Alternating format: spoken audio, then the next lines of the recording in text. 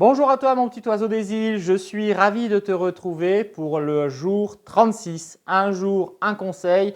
Nous sommes vendredi, nous sommes à moins d'une semaine de la masterclass que je vais vous donner en direct, 1h30 de live où vous allez pouvoir découvrir les 6 clés pour bâtir et vivre une relation amoureuse saine, durable et harmonieuse. On a le petit lien en dessous ou au-dessus, on clique, on s'inscrit, c'est dans moins d'une semaine, je vous attends nombreux, votre vie amoureuse va se propulser de l'avant et vous allez pouvoir réussir à vivre pleinement vos relations.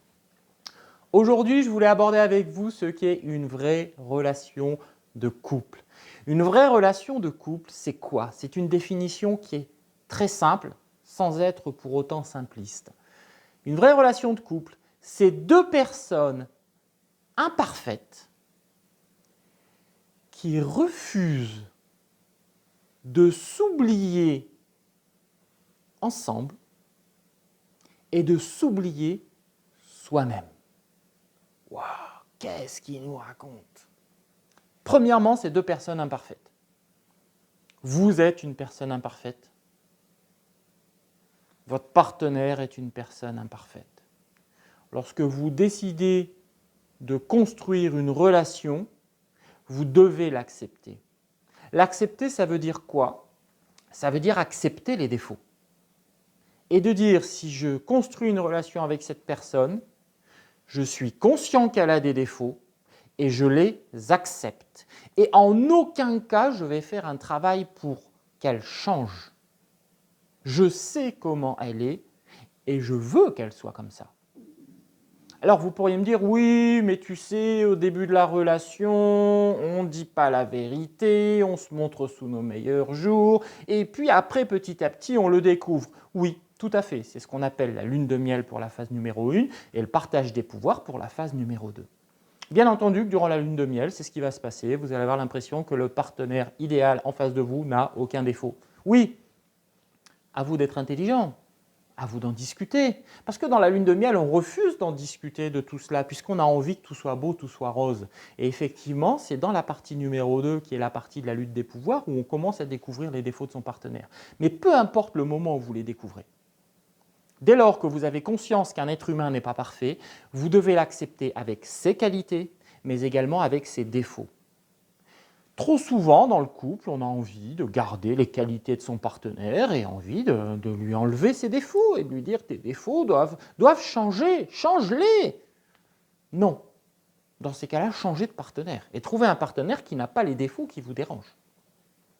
Mais ne changez pas votre partenaire, tôt ou tard, il fuira ou elle fuira la relation. Donc, deux êtres imparfaits, ça c'est la première chose.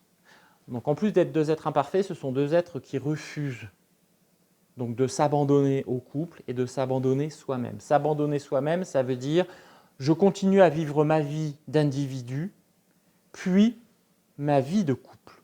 Ma vie d'individu, je ne dois pas l'oublier. Je dois continuer à rester une individualité avec un épanouissement personnel, voire même aller plus loin, dire mon bonheur personnel. Je dois être capable d'être heureux ou heureuse seul pour pouvoir donner du bonheur et de la joie dans mon couple.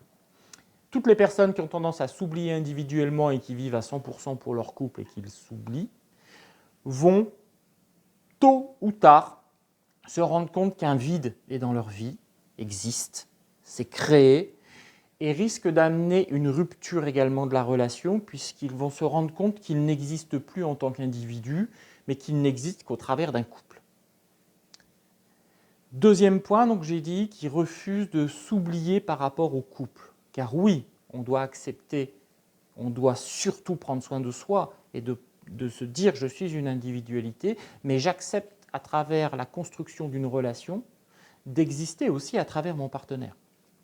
Donc mon partenaire n'est pas juste là pour quand j'en ai envie. Mon partenaire n'est pas juste là pour quand j'en ai besoin. Mon partenaire n'est pas juste là pour m'aider quand je suis vraiment dans la pire des galères. On parle bien de projet de couple et de relation. Donc, vous devez accepter également de partager une partie de votre vie dans cette relation amoureuse que vous êtes en train de bâtir. Pour résumer, aujourd'hui, comprendre qu'un être humain est imparfait et qu'on ne doit pas vouloir changer ses défauts, mais on doit les accepter. Deuxièmement, vivre pour vous, rester une individualité, garder du temps pour vous, garder des moments pour vous et chercher à être heureux à travers vous-même. Troisième élément, accepter de partager votre vie au sein de la relation et de ne pas considérer votre partenaire comme une roue de secours quand vous en avez besoin. La construction passe par le partage des émotions, le partage du bonheur, le partage de moments, le partage de projets, le partage d'une vie. Voilà, c'était mes conseils du jour sur la vraie relation de couple. Vous pourrez en savoir plus en allant voir le programme Love Success qui est en dessous ou au-dessus, où en 4 mois, je vous coach pour que vous ayez une relation amoureuse saine, durable et harmonieuse dans le temps. Travailler sur vous, comprendre les mécanismes de fonctionnement du couple. Je suis là pour vous accompagner car votre vie le vaut bien. Je vous souhaite une bonne journée. Je vous dis à demain pour un nouveau jour, un conseil. Au revoir.